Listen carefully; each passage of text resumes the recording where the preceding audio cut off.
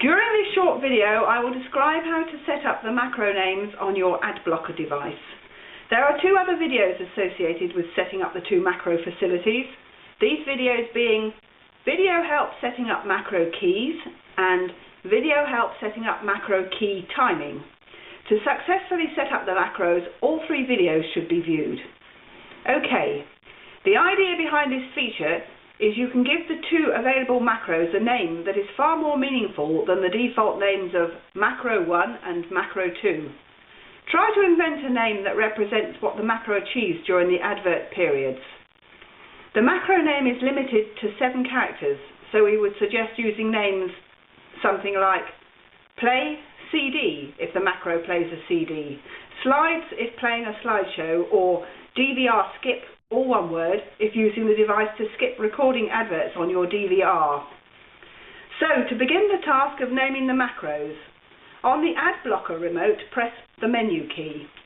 Use the next key to scroll down to the menu item that reads Main Menu on the top line and Macro Name space Rename on the bottom line.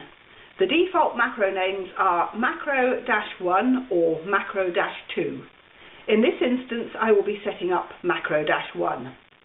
If you overshoot the correct menu item, there's no problem. Just use the previous key to get back to the correct one. When you have the correct menu item displayed, press the OK key. The top line of the display will change to read Rename on the left, a down arrow in the middle showing the character being edited, and Macro-1 or Macro-2 on the right. The bottom line will have the current macro name shown. The first character of the macro will be under the down arrow, indicating that this is the character currently being edited.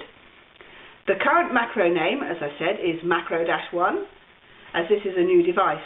I need to change this to match my desired macro name of Show, as the Macro 1 I will be setting up will enable a slideshow to appear on the screen that is being generated by my slideshow device. I will now guide you through the editing process. To shorten the name, you must scroll to the last character of the name and then press the Sync key. This will shorten the name by 1 character. You can only remove the last character. I'll show you this process later. The right key will scroll you right through the macro name.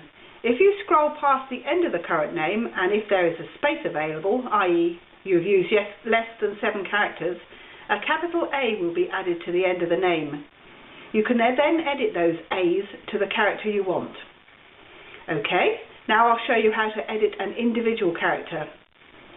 There are 2 ways of changing an individual character. The first way is slow but sure.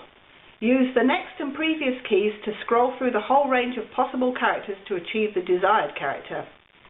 The second way is a pseudo text interface where the characters depicted below the keys on the remote are scrolled through.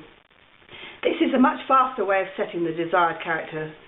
I am using the first way to set the first character of the macro name. Then on subsequent characters I will use the text method. Okay, I am setting the first character to capital S using the slow, previous and next method. As you can see, the characters are changing with each push of the next or previous key. You will also have noticed how slow and tedious this is. I have now set the first character to capital S using this slow method. I now move the edit character along 1 using the right key. This character needs to be changed from the current A to a lowercase h. The digits are on the 4 key of the remote, so I'll press the 4 key until I see a lower h displayed. I now move the edit character along 1 using the right key. This character needs to be changed from the current C to an O. The lowercase o is on the 6th key, so I'll press the 6th key until I see an O displayed. This process will be repeated for the 4th digit, which is a lowercase w. I have now changed the name to Show, but there are some extra characters at the end of the name. To remove these extra characters, you have to scroll to the end of the extra characters and remove them using the Sync key. I will now undertake this task. If you want to change any particular character to a non-letter or number character, then these are on the 0 or odds key. When the current macro name has been input, press OK. If you want to abort the edit and leave the macro name as it was previously, then press the exit key. This will take you back to the main menu screen. If you feel happy and are confident to change other settings, this can be achieved from here by selecting the desired item using the next and previous keys. This ends the brief guide to changing the macro names on your ad blocker device. Thank you for taking the time to review this video. We sincerely hope it has been helpful to you.